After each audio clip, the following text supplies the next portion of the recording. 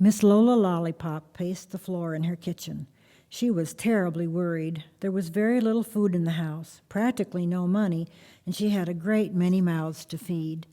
Living with her were 14 cats, 9 dogs, 3 rabbits, 7 canaries, 4 parakeets, 2 guinea pigs, and 5 hamsters, not to mention the donkey in the backyard. Miss Lollipop couldn't look at a stray animal without bringing it home. She couldn't say no when someone asked, "Please give my pet a home. I can no longer keep it." And homeless animals somehow knew they would find a place to stay if they came and sat on Miss Lollipop's doorstep. Miss Lollipop sighed a big sigh and began to divide the little food she had among her pets. She gave each animal only a spoonful. Even so, there was hardly enough to go around. They all looked hungry and begged for more. Just as she decided to give them her own supper as well, she heard a scratchy sort of noise at the front door. My, she said as the noise grew louder, "it must be a homeless cat or dog. I'd better go and let it in." Miss Lollipop opened the door, and there on her doorstep sat not a pussycat, not a dog, but a lion, the biggest lion Miss Lollipop had ever seen. "Oh, do come in, you poor thing," said Miss Lollipop to the lion. "Welcome to the family." But to herself she said, "Whatever shall I do? Where shall I find the food this poor homeless lion will need?" The lion padded into the parlor and spied 6 of the cats and 5 of the dogs. He pounced after them, knocking over furniture, vases, and whatever was in his way. He chased the cats and he chased the dogs. He snarled at the parakeets and he roared at the hamsters. He put his big paw on one of the rabbits and held him fast. He let him go and caught him again, making terrible rumbling noises all the while. "You stop that at once," said Miss Lollipop in a very strict voice. "Aren't you ashamed, teasing someone so much smaller than you?" The lion looked very surprised and let the rabbit go.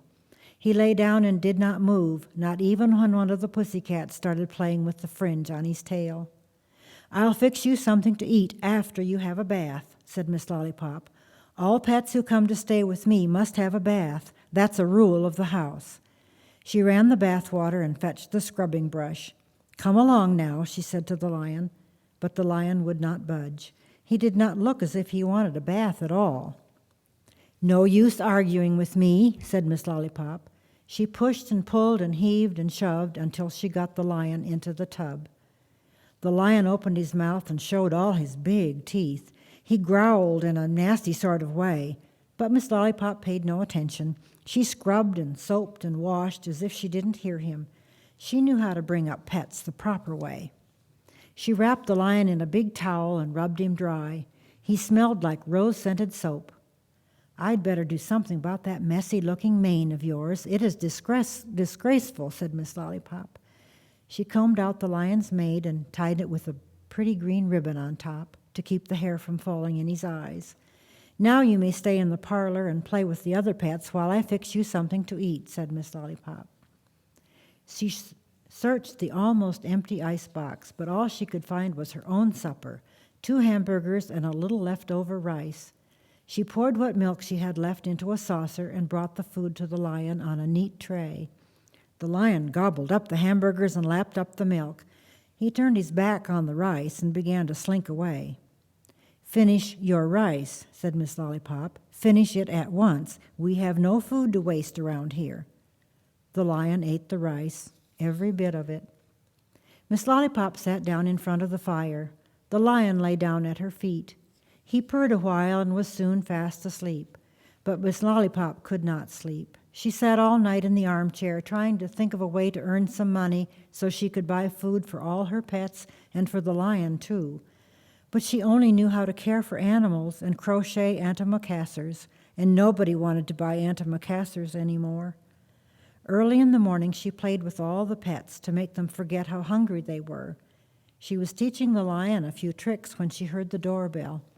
"I do hope it isn't someone with a new pet," thought Miss Lollipop.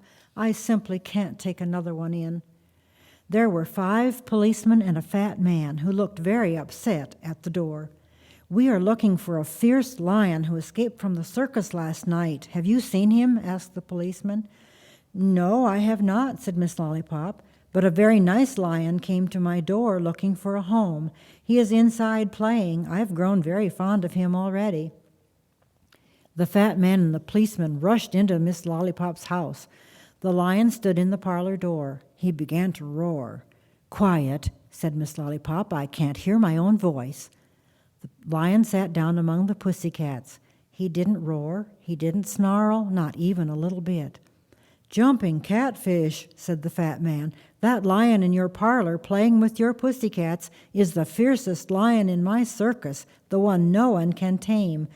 You wouldn't by any chance like a job as a lion tamer. I would pay you a lot of money."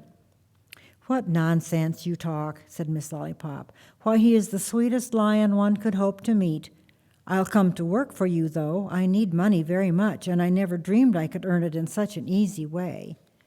Miss Lola Lollipop became the most famous lion tamer ever. She never again had to worry about money or how to feed her 14 cats, 9 dogs, 3 rabbits, 7 canaries, 4 parakeets, 2 guinea pigs, 5 hamsters, the donkey in the backyard, and the 27 new pets who found their way to her doorstep. And sometimes the lions came home to spend the weekend with her, because the lions loved Miss Lollipop, and Miss Lollipop loved the lions.